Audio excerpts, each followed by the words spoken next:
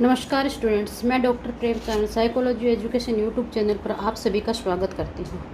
Paper काफ़ी नज़दीक आ गए हैं, टेंशन भी ज़्यादा हो रही होगी, लेकिन टेंशन की कोई बात नहीं है, चिंता की कोई बात भी नहीं है, क्योंकि जितना पढ़ना था वो हमने पढ़ लिया है। जितनी तैयारी करनी थी वो सब हमने कर ली है।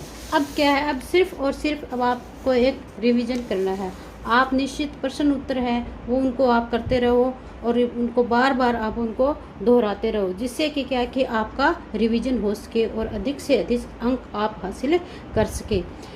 इसमें आप ज़्यादा टेंशन पर मत जाना, क्योंकि ये क्या है, ये जैसे अपने साल में होली दीपावली ऐसे त्यौहार आते हैं, वैसे ही ये भी रीट भी एक क्या है, महा उत्सव है, ना कि उत्सव है, क्योंकि ये 3 साल बाद आया है अपने लिए। तो हमारे लिए ये एक सुनहरा मौका है। इस मौके को आप बिल्कुल भी मत चूकना। आप बिना टेंशन के, बिना आप दिमाग में तनाव लिए हुए आप पेपर देने जाएं, क्योंकि अपने को चाहिए क्या चाहिए, सिर्फ और सिर्फ एक सीट ही तो चाहिए है।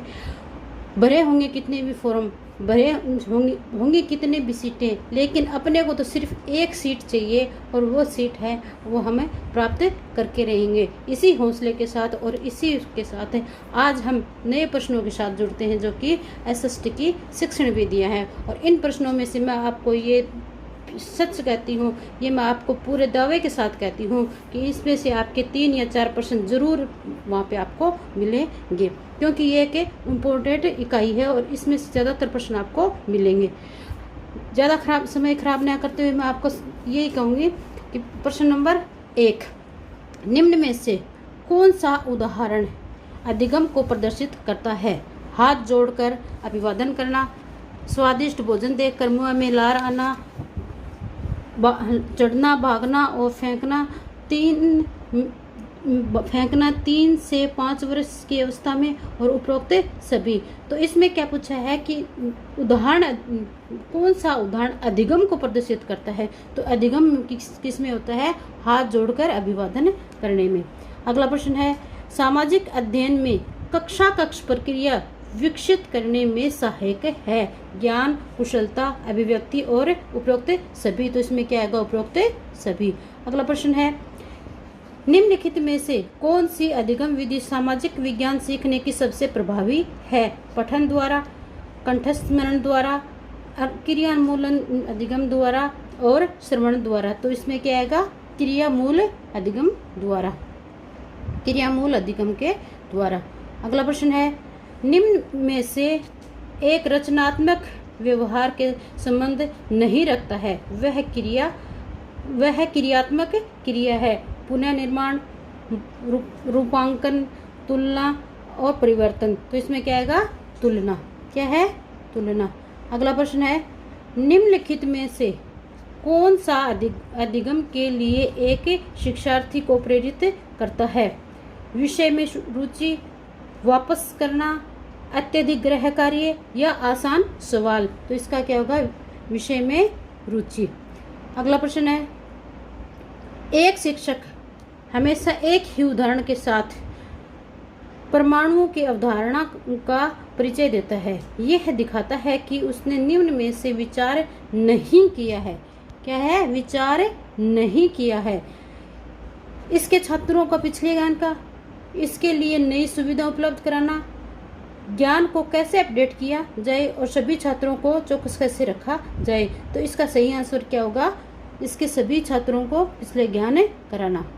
अगला प्रश्न है, उच्च प्राथमिक स्तर के छात्रों के शिक्षण के लिए निम्नलिखित में से कौन से उद्देश्य हैं?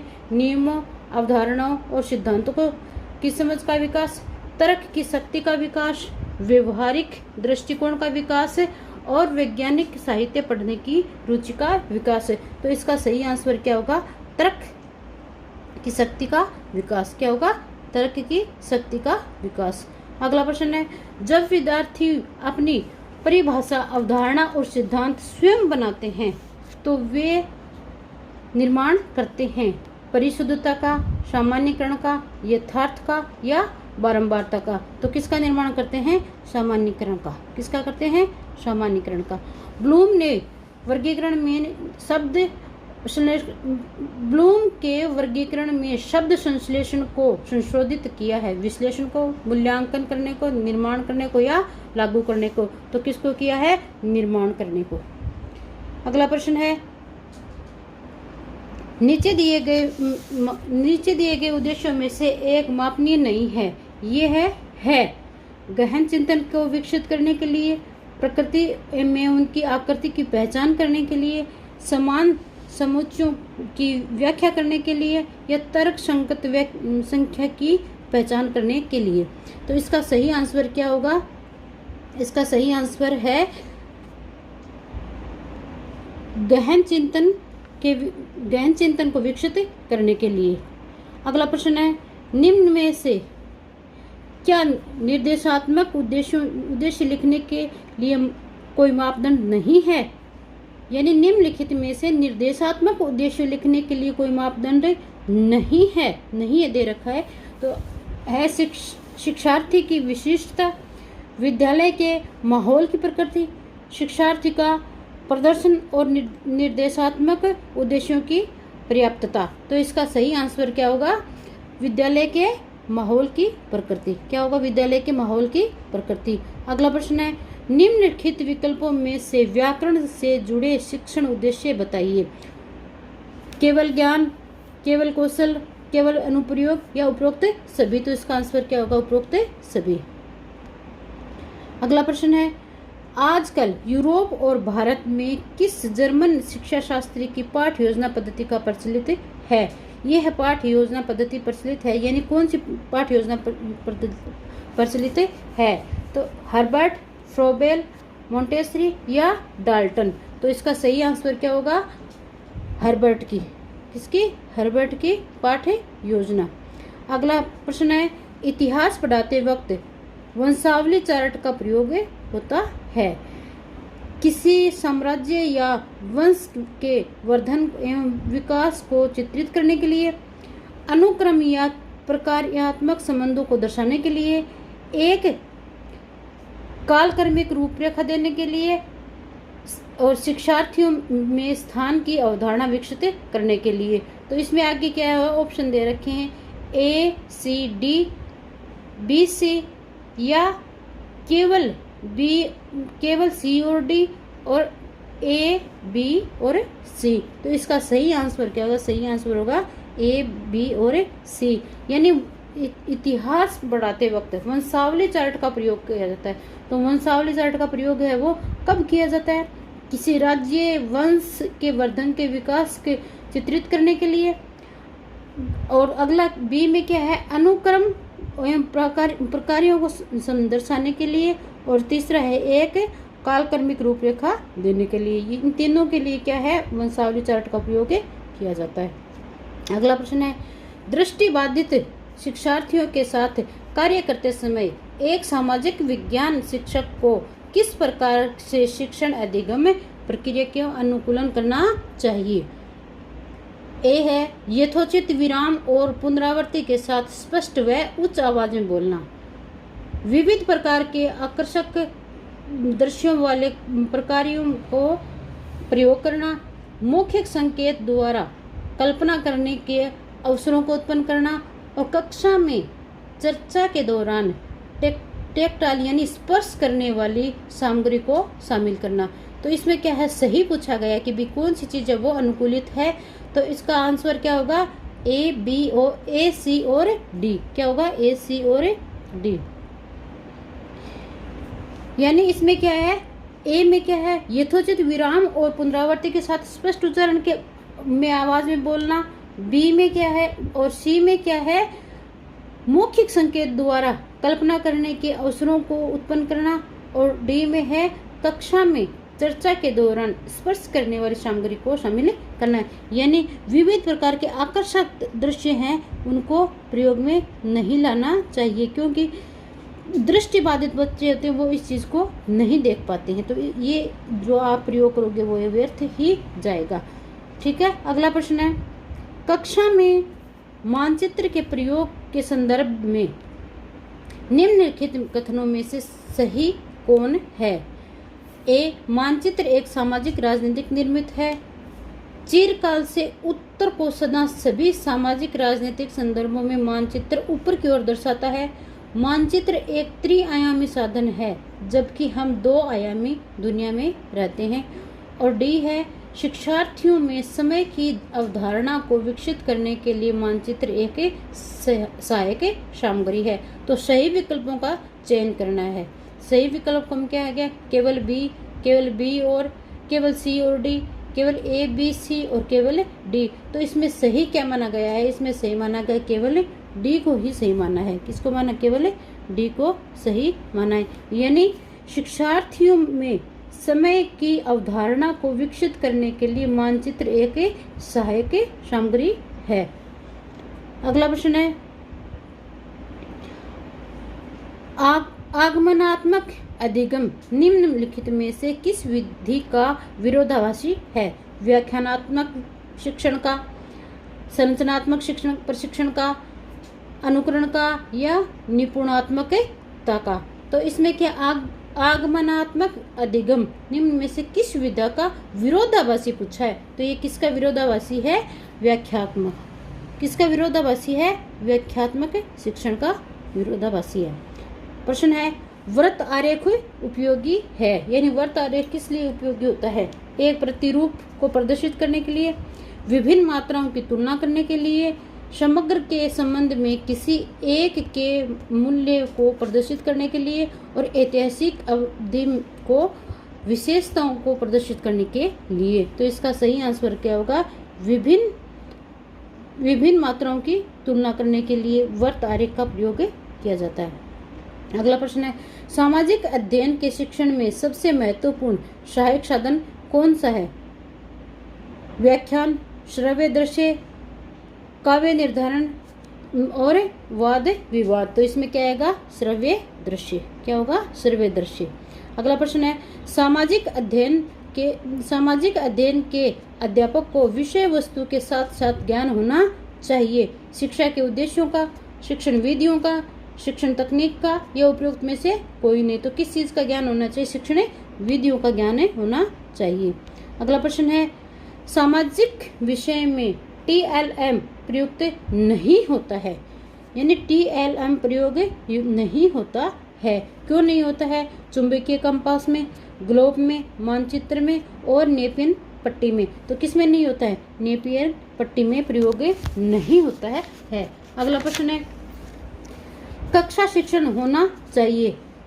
कक्षा शिक्षण होना चाहिए सघन, एक तरफा, परस्पर संवाद वाला और सरल। तो कक्षा शिक्षण किस प्रकार का होना चाहिए? परस्पर संवाद वाला होना चाहिए।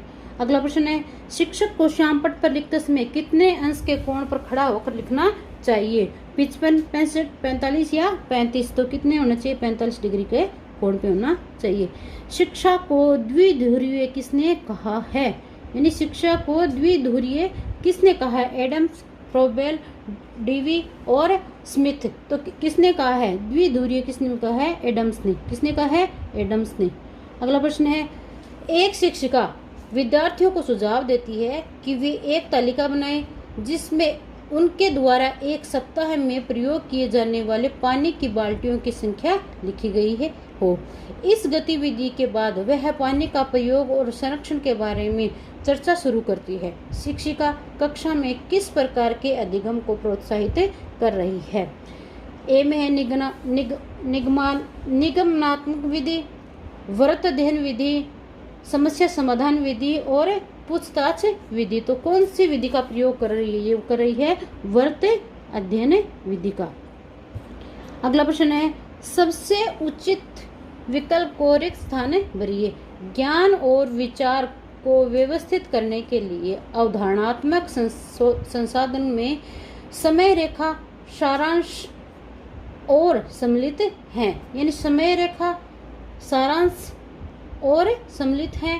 शिक्षक प्रतिरूपण और दंडारेख, स्मरण संकेत और समीक्षा प्रश्न, सूचना मानचित्र और अवधारणा मानचित्र, अन्वेषणात्मक सॉफ्टवेयर और प्रश्न बैंक। तो सबसे उचित विकल्प के स्थान पर है। तो इसमें ज्ञान और विचार को व्यवस्थित करने के लिए अवधारणात्मक संसाधनों में समय रेखा, सारांश, सूचना क्या आएगा? सूचना मानचित्र और अवधारणात्मक मानचित्र सम्मिलित हैं। क्या क्या है? सूचनात्मक मानचित्र और अवधारणात्मक मानचित्र सम्मिलित हैं। अगला प्रश्न है, क्रियाकलाप आधारित प्रश्न सामाजिक विज्ञान के पाठ को बनाते हैं, आनंददायी बनाते हैं, विवादास्पद बनाते हैं, लंबा बनाते हैं या विस्तृत बनाते हैं। तो क्रियाकलाप में क्या होगा? आनंददायी बनाते हैं। अगला प्रश्न है, सामाजिक समस्याओं की समझदारी को विकसित करने के लिए निम्नलिखित में से सबसे उचित विधि कौन सी है? चलचित्र विधि, चित्र निबंध विधि, भूमिका निर्वाह विधि और वृत्त अध्ययन विधि। तो इसमें क्या है? सबसे समझदारी विधि वो है, वो किसको माना गया है? भूमिका निर्वाह विधि। किसको माना गया है? भूमिका निर्वाह विधि। अगला प्रश्न है, मौसमी उपकरणों के द्वारा मौसम संबंधी सूचना एकत्रित करना उदाहरण है? तृतीय आंकड़ों का, विधागत आंकड़ों का, प्राथमिक आंकड़ों का या द्वितीयक आंकड़ों का। तो मौसम संबंधी जानकारी उपलब्ध कराना वो किसमें आता है? प्राथमिक आंकड़ों में। किसमें आता है? प्राथमिक आंकड़ों में। अगला प्रश्न है, शैक्षिक गतिविधियों पर विद्यार्थी द्वारा खर्च किए जाने वाले समय को बढ़ाने के लिए अध्यापक को निम्नलिखित में से क्या करना चाहिए? विद्यार्थियों को कक्षा में चर्चा करने से पहले नए विषयों को पढ़ाने के लिए कहें। नए विषय सामग्री को समय पर प्रश्नोत्तर सत्र के साथ प्रयुक्त करें। कक्षा गतिविधियों तथा संक्रमण काल के दौरान योजना बनाएं और पढ़ाएं और समय सारणी लागू करें और मूल विषयों में प्रति सप्ताह कम से कम 2 बार गृह कार्य दे। तो इसका सही आंसर क्या होगा? इसका सही आंसर है कक्षा की गतिविधियों तथा संक्रमण काल के लिए योजना बनाएं, पढ़ाएं और समय सारणी लागू करें। अगला प्रश्न है, प्रेरक अधिगम निम्नलिखित में से किस उपागम के विपरीत है? यानी प्रेरक अधिगम है वो किसमें, कौन से उपागम के विपरीत है? निपुणता अधिगम, संरचनात्मक प्रशिक्षण, अनुकरण और प्रतिपादन शिक्षण। तो किसके विपरीत है? प्रतिपादन के। किसके है? प्रतिपादन के। अगला प्रश्न है, 8वीं कक्षा की एक छात्र किसी दिए हुए विषय पर लिखने में अक्षम होने के कारण परेशान है। उसकी अध्यापिका उसे सलाह देती है कि वह दिए गए कार्य को ऐसे भागों में बांट कर करे जिससे कि उसे अच्छी तरह समझ में आ जाए। इस तरह के किए गए कार्य में निम्नलिखित में से कौन अधिक उपयुक्त है? विषय से संबंधित जानकारी देने वाले 2 स्रोत खोजें और उनके बीचों में एक समानता ढूंढें। दूसरा है, एक पत्र या पेपर तैयार करें और उसे किसी मित्र को सुनाकर निर्धारित करें कि किन भागों में सुधार करने की जरूरत है। शुरू में ही अच्छी तरह से आने वाले विषय को लिख ले और तथा फिर उसे सामग्री जोड़ें कि वह विषय किस प्रकार से दिए हुए कार्य से संबंधित है। ये 4 नंबर है, विषय से संबंधित पुस्तकों, लेखों तथा वेबसाइटों को एक निर्देशिका तैयार करें। तो इसका सही आंसर है विषय। सही आंसर क्या होगा? विषय से संबंधित जानकारी और स्रोतों को खोजें और उनके बीच में समानता को ढूंढें। अगला प्रश्न है, निम्नलिखित में से कौन सा सामाजिक विज्ञान की कक्षा में प्रगतिशील शिक्षा का आयाम है?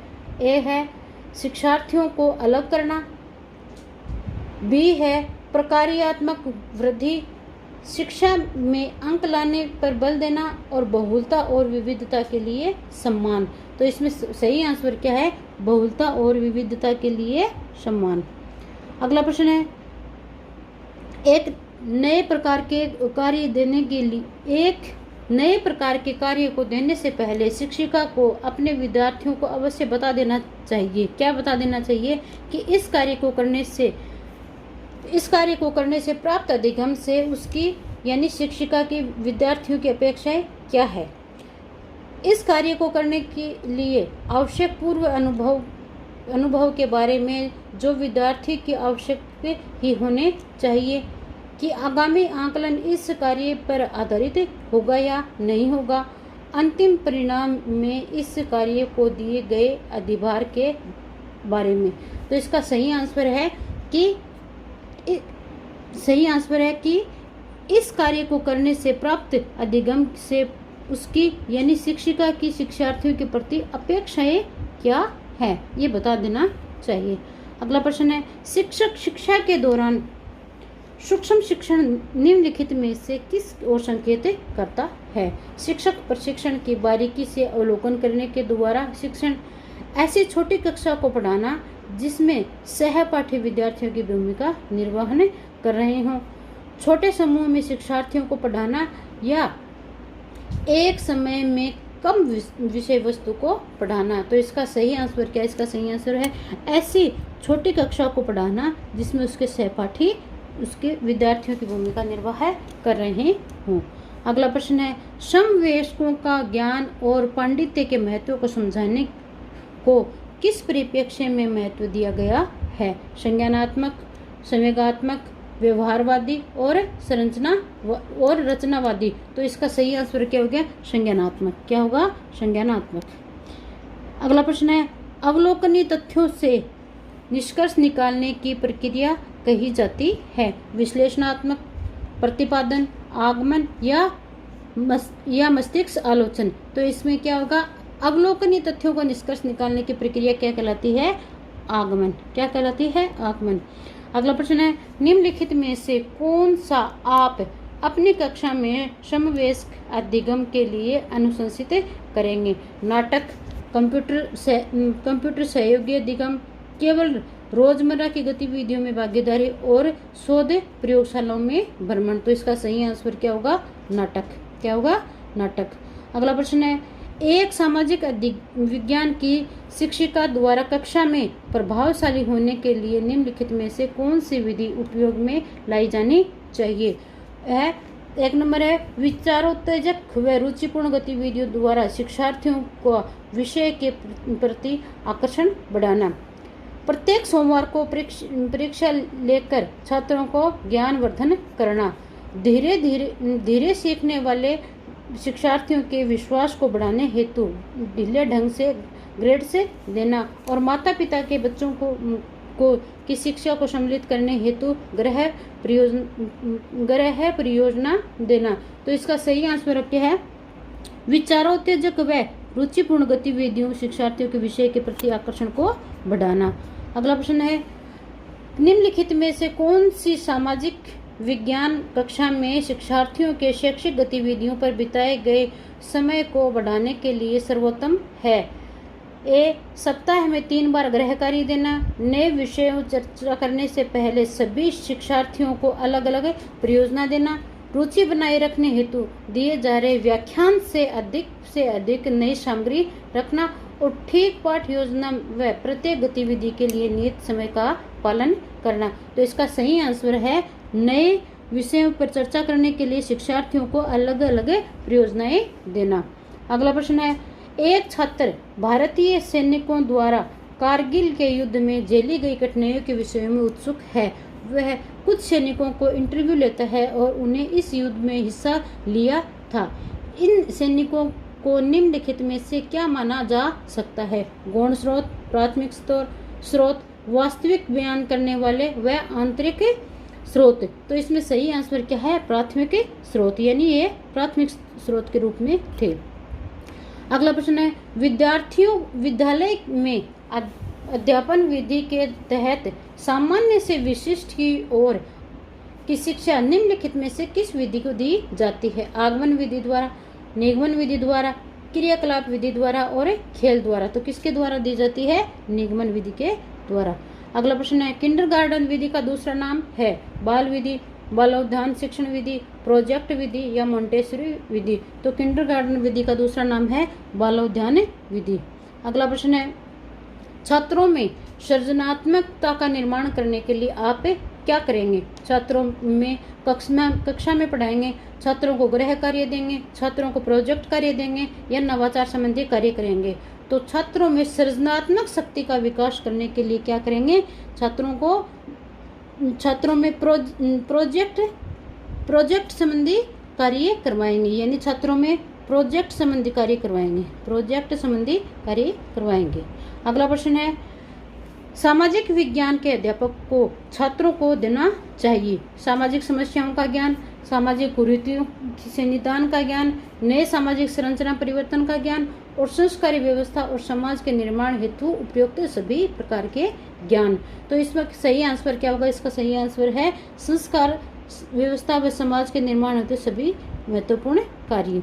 अगला प्रश्न है, निम्न में से कौन सा विकल्प आदर्श पाठ्य योजना की विशेषता को प्रदर्शित करता है? कौन सा करता है? उदाहरण का प्रयोग, भाषा की सरलता, व्यक्तिगत पथ प्रदर्शन और उपरोक्त सभी। तो इसका आंसर क्या है? उपरोक्त सभी। अगला प्रश्न है, सामाजिक विज्ञान में किस प्रकार की शिक्षण सामग्री उपयोग में ली जाती है? मॉडल, संग्रहालय, श्रव्य दृश्य सामग्री और ड्राइंग उपकरण। तो इसमें क्या आएगा? श्रव्य दृश्य सामग्री। अगला प्रश्न है, सामाजिक विज्ञान में कक्ष प्रक्रिया विकसित करने में सहायक होता है ज्ञान, कुशलता, अभिव्यक्ति और इनमें सभी। तो इसमें क्या होगा? ज्ञान भी जरूरी है, कुशलता भी और अभिव्यक्ति भी, यानी उपरोक्त सभी। अगला प्रश्न है, समूह शिक्षण है संसाधनों, रुचि, विशेषता का इष्टतम उपयोग करने हेतु शिक्षकों के समूह द्वारा शिक्षण। 2 नंबर है, शिक्षकों की अनुपलब्धता से निपटने के लिए एक उपाय। 3 नंबर है, स्कूल में शिक्षकों के समूह के बीच स्वस्थ प्रतिस्पर्धाओं के प्रोत्साहन करना। और 4 नंबर है, विद्यार्थियों को उनकी योग्यता के अनुसार छोटे समूह में बांटकर शिक्षण है। तो इसका सही आंसर है संसाधनों, रुचियों और विशेषताओं का इष्टतम उपयोग करते हुए शिक्षकों के समूह द्वारा शिक्षण। अगला प्रश्न है, सामाजिक विज्ञान कक्षा में अन्योन्य क्रिया पर्यावरण को बढ़ावा देने के लिए निम्नलिखित में से कौन सा उपागम सबसे उपयुक्त होगा?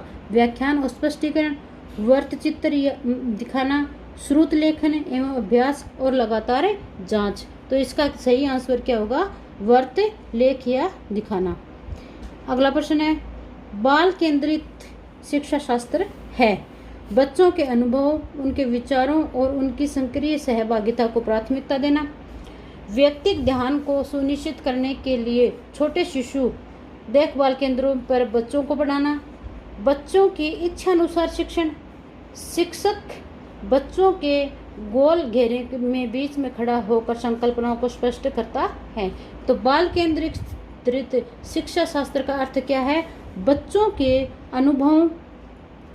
के अनुभव और विचारों को उनकी सहभागिता को प्राथमिकता देना।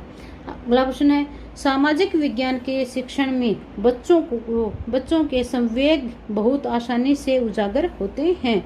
शब्दों से नहीं बल्कि दृश्यों एवं आवाज़ों से उनके लिए शिक्षण का कौन सा तरीका सबसे अधिक प्रभावी है?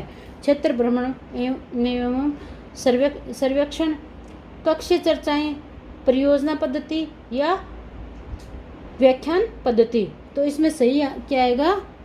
क्षेत्रीय भ्रमण या सर्वेक्षण। अगला प्रश्न है, गरीबी को पढ़ाते समय कौन सी व्यूह रचना सबसे ज्यादा उचित होगी? तो वाद विवाद एवं चर्चाओं से विद्यार्थियों को शामिल करना, विद्यार्थियों को पाठ्य पुस्तक में पढ़ाने के लिए कहना, वह कठिन शब्दों का अर्थ को समझाना, नोट्स तैयार करने के बाद अच्छे व्याख्यान देना और विद्यार्थियों को हैंड आउट देना और व्याख्या देना। तो इसका सही आंसर क्या होगा? वाद विवाद की चर्चाओं और विद्यार्थियों को शामिल करना। अगला प्रश्न है, यह है देखा गया है कि सांस्कृतिक, सामाजिक, वर्ग विभेदीय कक्षीय संदर्भ में अपने पक्षपात, पूर्वाग्रहों एवं अभिवृत्तियों को उत्पन्न करते हैं, अतः शिक्षण का उपागम होना चाहिए। व्याख्यान पद्धति, परियोजना उन्मुखी, चर्चा उन्मुखी और मुक्त अंत। तो इसका सही क्या आंसर है? चर्चा उन्मुखी। अगला प्रश्न है, सामाजिक अध्ययन से संबंधित समसामयिक विषय का ज्ञान दिया जा सकता है। वाद विवाद प्रतियोगिताओं द्वारा, सामाजिक अध्ययन शिक्षण विधियां, प्रश्नोत्तरी प्रतियोगिता द्वारा, दैनिक समाचार विश्लेषण के द्वारा और उपरोक्त सभी, तो इसमें क्या आएगा, उपरोक्त सभी आएगा। वाद विवाद प्रतियोगिताओं द्वारा भी समसामयिक ज्ञान दिया जा सकता है, प्रश्नोत्तरी विधि भी द्वारा भी दिया जा सकता है, और दैनिक समाचार पत्रों के द्वारा भी दिया जा सकता है। तो यानी सही आंसर क्या, उपरोक्त सभी। अगला प्रश्न है, अध्यापक को कक्षा शिक्षण का प्रारंभ होना चाहिए छात्रों के हालचाल पूछकर, पूर्व ज्ञान से संबंधित प्रश्न पूछकर, नए पाठ की घोषणा करके और नए पाठ के विषय में प्रश्न पूछकर। तो अध्यापक को कक्षा शिक्षण में पाठ कब प्रारंभ करना चाहिए, पूर्व ज्ञान से संबंधित प्रश्न पूछकर। अगला प्रश्न है, प्रगतिशील शिक्षा पद्धति होनी चाहिए अध्यापक केंद्रित, पाठ्यक्रम केंद्रित, पुस्तक केंद्रित या बाल केंद्रित। तो सही आंसर क्या है, बाल केंद्रित होनी चाहिए। अगला प्रश्न है, सामाजिक विज्ञान की शिक्षण तकनीक में शामिल किया जा सकता है, किसको किया जा सकता है, वार्तालाप गतिविधि को, लेक्चर्स विधि को, प्रोजेक्ट विधि को या उपरोक्त सभी को। तो इसमें क्या आएगा, उपरोक्त सभी को। वार्तालाप गतिविधि भी होती है, लेक्चर्स भी होती हैं और प्रोजेक्ट भी होते हैं। यानी इसमें क्या है, सामाजिक विज्ञान में तीनों प्रकार की तकनीकों को काम में लिया जा सकता है। अगला प्रश्न है, कक्षा में शिक्षणकारी होना चाहिए, कैसा होना चाहिए, गहन होना चाहिए, परस्पर क्रिया द्वारा होना चाहिए, एक पक्षीय होना चाहिए या सरल होना चाहिए। तो कैसा होना चाहिए, परस्पर क्रिया द्वारा होना चाहिए।